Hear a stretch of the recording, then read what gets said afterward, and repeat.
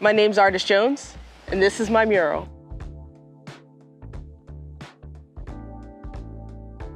I've been into art since I was 6 years old. I've been painting for about 10 years now, and I've been a graphic designer for 19 years now. Started with art because my dad found out that I could draw, and he threw a book at me that said How to Draw Animals by Jack Ham, and I kind of took off from there.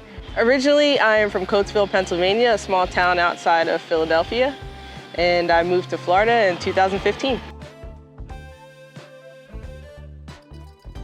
One of the things on my creative bucket list was to have a mural somewhere in Tampa Bay. I had applied for the SHINE Mural Arts Fest, and it was my first time, and it was more of a community-based project where I worked with the girls of Brookwood. In my process, my work is more realistic, so I had to bring more of my graphic designer background into it to make sure that it was a style that everybody could do. It was very important for me to put together. You know, as a teenager, you tend to forget. You think it's just you that's going through these things, and you don't feel like anybody understands you or anything like that. And the reality of it is, a lot of these young girls in this home are going through the same thing together. Whether they realize it or not, you know, and they only see their differences, I mean, underneath all of that, they're still facing the same problem.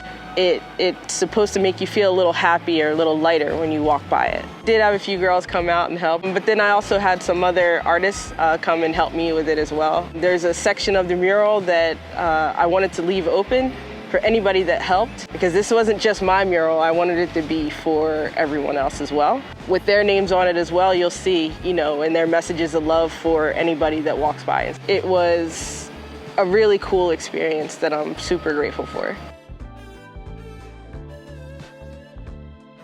Basically, the Orishas were like goddesses, and with the Orishas, I wanted to educate on African culture and things that we don't know, that we aren't taught. It won't stop with African culture. I plan to actually start to dive into Hispanic culture, Native American culture, all kinds of cultures that we don't necessarily learn about.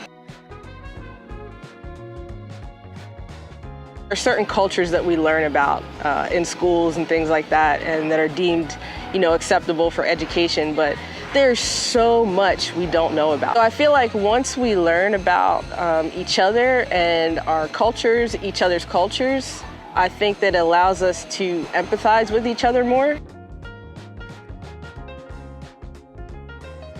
In 10 years, I would like to see myself as a gallery owner. I want to be more international. I have a plan to do that, to spread my wings and go to other countries and share my art there, and as well as learn from other artists. Do it, but also don't create for others. Understand that when you're creating, it's for yourself. It's for I guess the betterment and advancement of you know, yourself, for your soul and your energy, and then that will come through your art and probably inspire others as well.